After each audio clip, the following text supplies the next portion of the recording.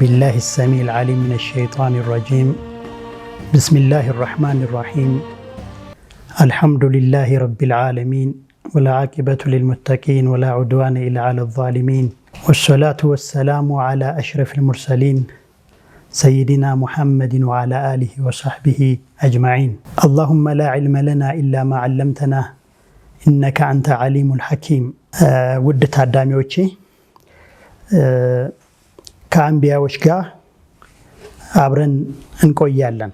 በምድር ላይ ካሉት ምርጥ ፍጥሮች ጋር ከረሱሎች ጋር አላህ ከመረጣቸው በቁርአን ከዘከራቸው አንቢያና ረሱሎች ጋር። ይህም ያው በዑለማዎች እንደተለመደው ቀሶሱል አንቢያ ወይም ታሪከል አንቢያ ወይም ሲረቱን ነቢይ ወይም ደግሞ መናቂብ ብለው ለሌሎችም እንደሚሰጧቸው ማለት ነው። ቀሰስ በቁርአን አላህ ሱብሓነሁ ወተዓላ በብዙ ቦታ ነቢዩን ዓለይሂ ሰላቱ ወሰላም ፈቅሱሲል ቀሰሰ እያለ አዟቸዋል። ያው እኛም ይህንኑ ነው እንግዲህ ረሱል የታዘዙበትን ቀሰስ ወይም ታሪክ ከሚወራላቸው ምርጥ የሆኑትን አብረናቸው ልንኖር ልንቆይ ዘንዳ ወደድንና እሱን አብረን ከነሱ ህይወት ጋር አብረን እንድንኖር መረጥን። እሱን ነው እንግዲህ ለዚህ ፕሮግራም የምናቀርበው። ቀሰስ ማለት ታሪክን ያለፈን የተፈጸመን ነገር መግለጽ ነው። ይሄንን ገልጸን ደግሞ የምንጽፍበት ሁኔታ ቂሶስ ይባላል። ስለዚህ በዚህ በአንቢያዎች ሀያት በአንቢያዎች ታሪክ ውስጥ እንኖራለን ማለት ነው። ስለዚህ የነቢያቶችን የህይወት ታሪክ፣ የነቢያቶችን ገደል፣ ነቢያቶች ከራሳቸው ጋር፣ ነቢያቶች ከህብረተሰባቸው ጋር፣ ነቢያቶች ከአላህ ጋር የኖሩትን ኑሮ እናያለን በዚህ ታሪክ ውስጥ ማለት ነው። የነቢያቶች ታሪክ የምርጥ ህዝቦች ታሪክ ነው። ሐቂቃ ነቢያቶች ምርጥ ሰዎች ናቸው። አላህ ከኡማው ከህዝባቸው ውስጥ መርጦ በሱና በህዝቡ መካከል ያለውን ግንኙነት ያለውን መልእክት እንዲያስተላልፉለት ወዶ የመረጣቸው ከሰው ልጆች ውስጥ ለህዝቦቹ ደግሞ የሱን መልእክት ሊያደርሱ የመረጣቸው ሰዎች ናቸው።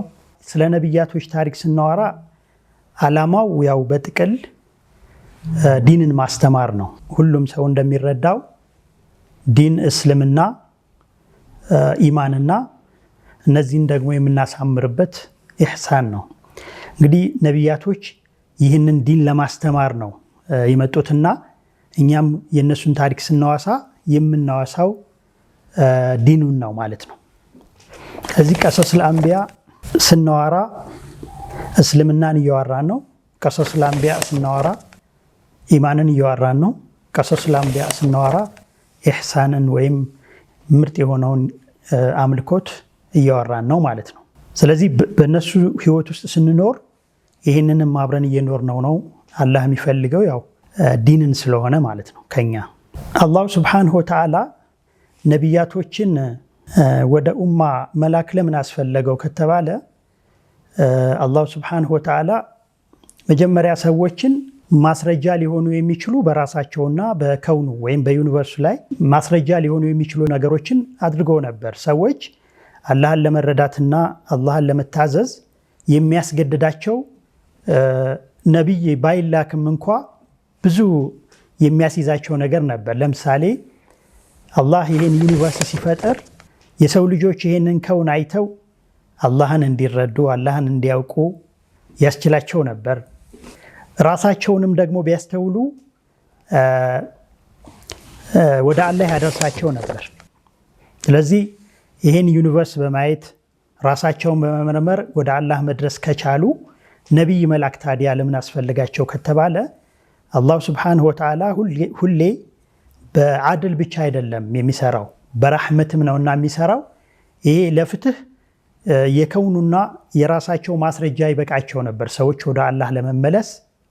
ነገር ግን አላሁ ሱብሓነሁ ወተዓላ በራህመቱ ደግሞ ነቢያቶችን እላከላቸው በተጨማሪ እንዲረዳቸው ወደ አላህ እንዲያደርሷቸው እንዲያመላክቷቸው ማለት ነው። ለዚህ ነው አላሁ ሱብሓነሁ ወተዓላ ነቢያችንን ወማ አርሰልናከ ኢላ ረሕመተን ሊልዓለሚን የላክነክ ለሰዎች እዝነት እንጂ አላክነህም ብሎ የነገራቸው ማለት ረሕመቱ ነው ማለት ነው። ነቢያቶችን መላኩ አላህ ሱብሓነሁ ወተዓላ አላህ በረሕመቱ እሳቸውን ልኮልናል፣ ነቢያቶችን ልኮልናል። ነቢያቶች ባይላኩም እንኳ የሰው ልጅ በተፈጥሮ ወደ አላህ የሚወስዱት ከራሱና ከዩኒቨርሱ ወይም ከከውኑም በፊት አላህ አደም ውስጥ እያለን ሩሓችንን በማውጣት ሩሖቻችንን ቃል ኪዳን አስገብቷቸዋል፣ ጥንትም ቢሆን ማለት ነው። ያኔ የአላህን አምላክነት የአላህን አንድነት መስክረናል። አለስቱ ቢረቢኩም ቃሉ በላ ብለናል፣ እዛ መስክረን ነበር። ያም ራሱ ለማስረጃ አላህ እኛ ጋር ማስረጃ ለማቅረቡ በቂ ነበር። ነገር ግን ዩኒቨርሱን ፈጠረና በዙሪያችን ያሉትን ነገሮች እንድናስተውልና ወደሱ እንድንደርስ እኛን ደግሞ ፈጠረና አፈጣጠራችንንና የእኛን ቁመና ተክለሰውነት ውስጣችንን በማየት ወደሱ እንድንደርስ ይህም ሁሉ ካደረገ በኋላ ደግሞ ከዚህ ውጭ ደግሞ በተጨማሪ በረሕመቱ ደግሞ ነቢያቶችን ወደዚህ ወደ ህብረተሰቦቻቸው ልኳል። እኒህ ሁሉ እንግዲህ ማስረጃዎች ናቸው። ይህም ብቻ በቂ አልነበረም። አላህ በረሕመቱ ሲያደርግ በስ ሰፊ ነውና ረሕመቱ የአላህ ረሕመት ከነዚህ ከአንቢያዎች ጋር ደግሞ የእሱን ወሕይ የእሱን ማሳወቅ አሳውቋቸው ግማሾቹን ኪታቦች፣ ግማሾቹን ሱሑፎች፣ ሌሎቹን ደግሞ ተጨማሪ ሕክማዎችን እየሰጠ ለዚህ ለኡማ ማስረጃዎችን እንዲነግሩ፣ እንዲያብራሩ፣ እንዲገልጹ አደረጋቸው አላህ ሱብሓነሁ ወተዓላ። ስለዚህ የእነዚህን የአንቢያዎች ታሪክ ስናወራ እነዚህን ማስረጃዎች እየገለጽን ለሰው ልጆች ማስረጃ የሆኑትን አብራሪ የሆኑትን አካላት ማስተዋወቅ ነው ማለት ነው። ቂሶሱል አንቢያ በምናወራበት ጊዜ ስለ አጥሃር ንጹህ ስለሆኑ ከሰው በጣም ምርጥ ብሎ ሁሉም ሰው ከሚወዳቸው አብዛኛው ሰው ከሚወዳቸው በንጽህናቸው የሚመሰክርላቸውን ሰዎች ስለ እነሱ ታሪክ እያወራን ነው። ይሄም ብዙ ጥቅሞች አሉት። ሐቂቃ ዲን ለማስተማር ከመጡበት ዓላማ ውጪ ከዚህ ብዙ የምንጠቀማቸው ነገሮች አሉ። የእነሱን ታሪክ ስናወሳ እንገመግማለን። ከነሱ ጋር አብረዋቸው ስለነበሩት፣ ስለተቀበሏቸው፣ ስላልተቀበሏቸው፣ ያልተቀበሉት ሰዎች ስላደረሱባቸው ነገሮች፣ እንደዚሁ ደግሞ ያልተቀበሏቸው ሰዎች ካደረሱባቸው ብዙ በላውን ካደረሱባቸው ብዙ መከራ ካደረሱባቸው በኋላ የደረሰባቸውን ቅጣት ስናወራ ያኔ እኛ ከነዚህ ታሪካቸው ከረሱሎች ታሪክ አብረዋቸው ከነበሩት እነሱን እምቢ ካሉ አንቀበልም ካሉት ታሪክ ብዙ ነገሮችን ተምረን ህይወታችንን እኛም እንድናቃና ያደርገናል፣ እንገመግማለን በእነሱ ታሪክ ማለት ነው። ሌላው ደግሞ የአንቢያዎችን፣ የሷሊሖችን፣ የጥሩ ሰዎችን፣ የሩሱሎችን ታሪክ ሁልጊዜ እየዘከርን ከነሱ ጋር እንድንኖር ያደርገናል። ሁልጊዜ ደግሞ በውስጣችን እንድናስቀምጣቸውና እነሱን ሞዴል አድርገን አርአያ አድርገን እንድንከተላቸው ያግዘናል ማለት ነው። ሌላው ደግሞ በተለያዩ መልእክተኞች አንቢያዎች መካከል ያለውን ግንኙነት ተረድተን ዲን አንድ መሆኑንና ያልተለያየ አንድ ዲን በዚህ ዓለም ላይ ከአደም ጀምሮ እስከ መጨረሻው ድረስ አንድ ዲን እንዳለ የሚያሳየን ይሆናል። በዚህ ረገድ የቀሶሱል አንቢያ በጣም ይጠቅመናል ማለት ነው። ማንበብም የእነሱን ታሪክ መረዳትም ብዙ በርካታ ጥቅሞች አሉት ማለት ነው። ቀሶሱል አንቢያን ከሚያሳውቁን መርጃዎቻችን ወይም ሪፈረንሶቻችን ደግሞ ዋናው ቁርአን ነው። ቁርአን የነቢያቶችን ታሪክ በጣም በሰፊው ይገልጽልናል። ሐቂቃ ቁርአን 1/3 ያክሉ ቀሶስ ነው። 1/3 ያክሉ የቁርአን ያው አያቱ ይታወቃል ብዛቱ። ከዚህ ውስጥ 1/3 ወይም ሲሶው ስለ ቀሰስ የሚያወራ ነው። እንግዲህ በቁርአን ውስጥ ይህን ያክል ከፍተኛ ቦታ የተሰጠው ቀሰስ የቁርአንን መልእክት ለማድረስ 1/3 የሆነ ድርሻ አለው ማለት ነው። ቀሶስ የቁርአን ዓላማ ያው ሰዎችን ወደ ኢስላምና ወደ ኢማን ወደ ኢሕሳን ማምጣት እንደሆነ ሁሉ ስለዚህ ቀሶሱል አንቢያ ቀሶስ በቁርአን ውስጥ ይህን ያክል ቦታ ተሰጥቶት መገለጹ ቀሶስ ወደዚህ ለማምጣት ያለውን ድርሻ ያሳየናል ማለት ነው። 1/3 ይሄ ከሆነ ዘንዳ ሁሌ ስናነበው ስንሰራበት ስንረዳው ቀሶሱል አንቢያንም እንደዚሁ እየተረዳ ነው መሄድ ይኖርብናል ማለት ነው። ከቁርአን ውስጥ ቀሶስ 1/3 ከሆነ ቀሶሱል አንቢያ ብዙ ቦታውን ይይዛል። ሐቂቃ ያው ቀሶስ በሶስት ተከፍሎ ሊመጣ ይችላል። በመጀመሪያ ቀሶሱል አንቢያ ነው። ቀጥሎ ደግሞ ቁርአን ውስጥ የተገለጹት ቀሶሶች የተለያዩ አላህ የመረጣቸው ሷሊሖች አውሊያዎች የተገለጹበት ቀሶስ ነው። ለምሳሌ እንደነ ኸድር፣ ሉቅማን የመሳሰሉት የተገለጹበት ቀሶስ ሲሆን ሶስተኛው ደግሞ ከነቢዩ ጋር አለይሂ ሰላቱ ወሰላም ከሰሃባዎች ጋር አብሮ የተሰራው ለምሳሌ የበድር ጦርነት የተገለጸበት ቀሶስ፣ የኡሁድ ጦርነት የተገለጸበት፣ ሌሎችም ፈትሕ የተገለጸበትና በርካታ ከረሱል ጋር አብረው ሰሃባዎች ጋር ሆነው የተገለጹበት ሁኔታ በቁርአን ውስጥ በዚህ በሶስት ክፍል እናየዋለን ቀሶስን ማለት ነው።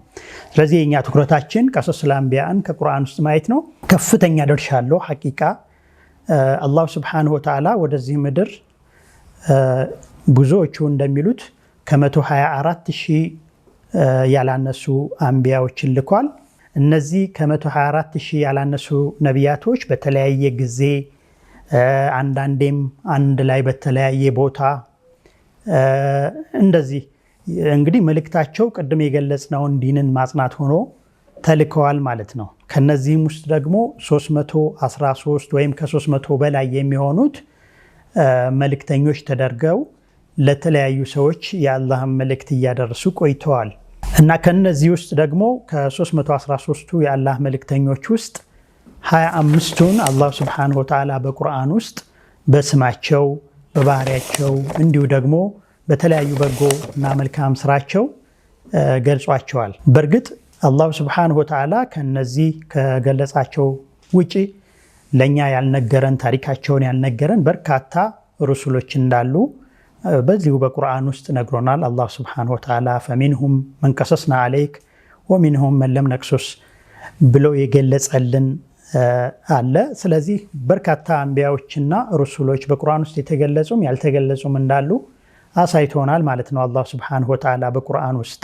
እነዚህ ደግሞ 25 ነቢዮች በቁርአን ውስጥ ከተገለጹት መልእክተኞች ውስጥ አላህ ከነዚህ ውስጥ ደግሞ የተለዩትን የተለየ ብልጫ ሰጥቷቸው እናያለን። የተለያየ ደረጃ ሰጥቷቸው ለምሳሌ አላህ ሱብሓነሁ ወተዓላ 5ቱን ኡሉል አዝም የችግር ቻዮች የደረሰባቸውን በላ የሚችሉና በቃ የተቋቋሙ ሰዎች ብለው የገለጻቸው እንደ ነቢዩላህ ሙሐመድ አለይሂ ሰላቱ ወሰላም፣ ኑህ፣ ኢብራሂም፣ ሙሳና ኢሳን የመሳሰሉትን የተለየ ቦታ ሰጥቷቸው እናያለን። ከነዚህም ውስጥ አላህ ሱብሓነሁ ወተዓላ ያናገራቸው እንዲሁ ደግሞ ከምድር ወደ ሰማይ ከፍ ያደረጋቸው የተለያዩ ኪታብ የሰጣቸውን እናያለን ማለት ነው እና ደረጃቸው በዚሁ ልክ ምናልባት እንደዚህ በደረጃቸው ይበላለጡ እንጂ በረሱልና በረሱል መካከል እንዳናላይ ደግሞ አላህም አስጠንቅቀውናል። ይሄ ከዚህ ይለያል፣ ይሄ በዚህ ይለያል፣ ይሄ ዝቅተኛ ነው የምንለው ነቢይ እንዳይኖር ወይም ረሱል እንዳይኖር አስጠንቅቀውናል። ሁሉንም እናምናለን። በሁሉም ተመሳሳይ የሆነ እምነት ነው ያለን። ሁሉንም እንቀበላቸዋለን ማለት ነው እና እንግዲህ አንቢያዎች ሩሱሎች አላህ ሱብሓነሁ ወተዓላ ወደዚህ ወደ ምድር በሚልክባቸው ጊዜ የነሱ የራሳቸው የህይወት ታሪክ አለ። እንደገና ደግሞ ከህብረተሰባቸው ጋር ያደረሱት መልእክት ዳዕዋ አለ። ዋናው ስራቸው ዳዕዋ ነው፣ በማስጠንቀቅና በማበሰር ነው። ማለት አላህ ሱብሓነሁ ወተዓላ ሰዎች መልካም ነገሮችን በሚሰሩበት ጊዜ ጀነትን እንደሚሰጣቸው በዚህ በአዱንያም ደግሞ የተለያዩ ጥሩ ነገሮችን እንደሚሰጣቸው እያበሰሩ እንዲሁ ደግሞ አላህ ያላቸውን ነገር ደግሞ ካልፈጸሙ ደግሞ በአኼራ ትልቅ ቅጣት እንደሚጠብቃቸው በአዱንያም ደግሞ ቅጣት እንደሚጠብቃቸው በማስጠንቀቅ ላይ ነው የላካቸው ማለት ነው አላህ ሱብሓነሁ ወተዓላ። በዚህ ሁሉም አንቢያዎች ተመሳሳይ መልእክት ይዘው ነው የመጡት። ስለዚህ ኡዕቡዱላህ ማለኩም ሚን ኢላሂን ገይሩህ የሁሉም አንቢያዎች መልእክት ነበር። አላህን ተገዙት፣ ለእናንተ ሌላ ጌታ ሌላ አምላክ የላችሁም በማለት ሁሉም አንቢያዎች ተመሳሳይ መልእክትን ለህብረተሰባቸው ይዘው ወርደዋል። በሌላ አባባል ላኢላሃ ኢለላህ ወሕደሁ ላ ሸሪከ ለህ ማለት ነው። እንግዲህ አላህ የተለያዩ አንቢያዎችን በሚልክበት ጊዜ ይሄንን መልእክት እንዲያደርሱ ነው የላካቸው ማለት ነው። እንግዲህ የመጀመሪያ መሰረቱ የዳዕዋቸው መሰረት ኡዕቡዱላህ ማለኩም ሚን ኢላሂን ገይሩህ ነው። ሁሉም ከአደም ጀምሮ እስከ መጨረሻው የእኛ ነቢይ ሰለላሁ ዐለይሂ ወሰለም ይህም መልእክት ይዘው ነው ማለት ነው የመጡት። እና አላሁ ስብሓነሁ ወተዓላ እንደዚሁ መልእክተኞችን በቁርአን በሚገልጽበት ጊዜ ዓላማው ታሪክን ለሰዎች በማውራት ማዝናናት አይደለም። ዓላማው ቅድም እንዳልነው ዲንን ማስተማር ነውና፣ ግን ዲንን በሚያስተምርበት ጊዜ ግን አላሁ ስብሓነሁ ወተዓላ እዚህ ታሪክ አገላለጹ ውስጥ እኛን አያዝናናንም ማለት አይደለም። ያው እኛ ጥሩ ስሜት ኖሮን በታሪካቸው ተመስጸን በታሪካቸው ደግሞ ዘና ብለን እንድናዳምጣቸው የተፈለጉ የታሪክ አይነቶች አሉ። የተለያዩ አይነት አቀራረቦችን ነው አላህ ሱብሓነሁ ወተዓላ በቁርአን ውስጥ ያቀረበልን። አንዳንዴ ይህንን ዲን ሲያስተምረን በእነሱ ዲንን በሚያስተምርብን ጊዜ ረጅም ፊልም የሚመስል ነገርን በመግለጽ አስተምሮናል። ለምሳሌ የዩሱፍን ታሪክ በምናይበት ጊዜ ፊልም ነው የሚመስለው፣ ግን በሱ ውስጥ በርካታ ቁም ነገሮችን በማስጨበጥ ለኛ ዲንን አስተምሮናል። እንዲሁ ደግሞ ይሄ የመጀመሪያው አገላለጽ ነው። ፈንይ በሆነ አገላለጽ ዲንን ማስተማር አስችሎናል ማለት ነው። ሌላው ደግሞ ለምሳሌ እንደነ ሁድ እና የሷሊህ ታሪኮችን ደግሞ የሚመስል ድራማ የሚመስልን ነገር አስተምሮናል በእነሱ ታሪክ ውስጥ ማለት ነው። እንዲሁ ደግሞ አጫጭር ታሪኮችን በተለያዩ አንቢያዎች የተለያዩ አንቢያዎችን ታሪክ ሲነግረን አጫጭር ታሪኮችን በሚመስል መልኩ አላሁ ስብሓነሁ ወተዓላ ታሪካቸውን በማስተማር ዲንን እንድንማር አድርጎናል። በዚህ አይነት መልኩ ማለት ነው። እነዚህ ሁሉ አንቢያዎች ቁርአን ውስጥ በሚገለጹበት ጊዜ ግማሾቹ ከልጅነታቸው ጀምሮ እስከ ሞታቸው ድረስ የተገለጹ፣ ለምሳሌ እንደ ሙሳ አለይሂ ሰላም አወላለዱ ታሪካዊ ስለነበረ ከመወለዱ ከእናቱ ጀምሮ ያለውን ታሪኩን በደንብ አስረድቶናል። እንደ ዒሳ አወላለዱ ተአምራዊ ስለነበረ እሱንም ደግሞ ከመወለዱ በፊት ከእናቱ ታሪክ ጀምሮ ከእናቱ አባት ከቤተሰቦቹ አንስቶ አላህ ሱብሓነሁ ወተዓላ ታሪኩን አሳይቶናል። በጣም ጠቃሚ ስለነበረ ማለት ነው። ታሪኩ አወላለዱ ተአምራዊ ስለነበር እሱን ለማሳየት አሳይቶናል። አላህ ሱብሓነሁ ወተዓላ ከወጣትነቱ ጀምሮ ያስተማረን ታሪክ አለ። ለምሳሌ እንደነ ኢብራሂም እና ሌሎችም አንቢያዎችን ኢብራሂምንና የመሳሰሉትን ከወጣትነታቸው ጀምሮ ታሪካቸውን አሳይቶናል ማለት ነው። እንደነ ኢብራሂም እንደነ ዳውድ የመሳሰሉትን እና አላህ ሱብሓነሁ ወተዓላ እንግዲህ ይህንን ቀሰስ በሚያሳይብን ጊዜ በቁርአን ውስጥ ያው ሁላችንም እንደምንረዳው ከዚህ ጊዜ ጀምሮ እዚህ ጊዜ ሞተ፣ እዚህ ኖረ በሚል የታሪክ አገላለጽ አይደለም የተገለጸው። ቁርአን ከታሪክ የሚለየው በዚህ ነው። ቁርአን አንዳንዱ ታሪኩን በዘመን ይነግረናል፣ አንዳንዱ ታሪኩን ደግሞ የታሪኩን እውነታ ይነግረናል፣ ጊዜና ቦታ ሳይገደም ማለት ነው። አንዳንዱ ቦታው ተገልጾ የሚነገረን ታሪክ አለ፣ ሌላው ደግሞ ቦታው ሳይገለጽ የሚነገረን ታሪክ አለ። ቁርአን ውስጥ ገጸ ባህሪው ራሱ ነብዩ እያወራን የሚነግረን አለ። ሌላኛው ደግሞ ገጸ ባህሪው እንኳ የማይረዳውን የሚመለከቱት ተመልካቾች ተረድተውት የሚገልጸው አገላለጽ አለ። ለምሳሌ የሉጥን ታሪክ በሚነግረን ጊዜ ሉጥ መላኢካዎቹን መላኢካ መሆናቸውን አያውቅም። ህብረተሰቡ ግን የሚያያቸው ማለት እኛ የተገለጸልን ሰዎች መላኢካ መሆናቸውን እያየን ነው ታሪኩን የምናነበው ቁርአን ውስጥ የምንዘክረው ማለት ነው። እና በተለያዩ አገላለጾች ገልጾልናል አላህ ሱብሓነሁ ወተዓላ የነቢያት ልክ ዲንን ለማስተማር በሚጠቅም መልኩ ማለት ነው። እና ሌላው ነቢያቶች አለይሂሙ ሰላም የተለያዩ ተአምራቶችን እየተሰጡ ተልከዋል። ሙዕጅዛዎችን ማለት ነው። የተለያየ ሙዕጅዛ የተሰጣቸው ለምሳሌ እንደ ነቢዩላህ ኑህ ጡፋን ተሰጥቷቸዋል። ያው የውሃ ሙላት በውሃ ህዝቦቻቸው የመጥፋት ተአምር ተሰጥቷቸዋል። ይህንን በዱዓ አላህ ሱብሓነሁ ወተዓላ አድርጎላቸዋል። እንደ ነቢዩላህ ኢብራሂም አይነቶቹ ደግሞ ያው ማረድ የሚችለው ቢላ እንዳያርድ ተደርጎላቸዋል። እሳት ውስጥ ገብተው እንዳይቃጠሉ ሆነዋል። ይህን አላህ የሰጣቸው ሙዕጅዛ ነው። ነቢዩላህ ሙሳን ደግሞ በትር ሰጥቷቸዋል። እንዲሁ ነቢዩላህ ሙሐመድን ዓለይሂ ሰላቱ ወሰላምን ቁርአን ሰጥቷቸዋል።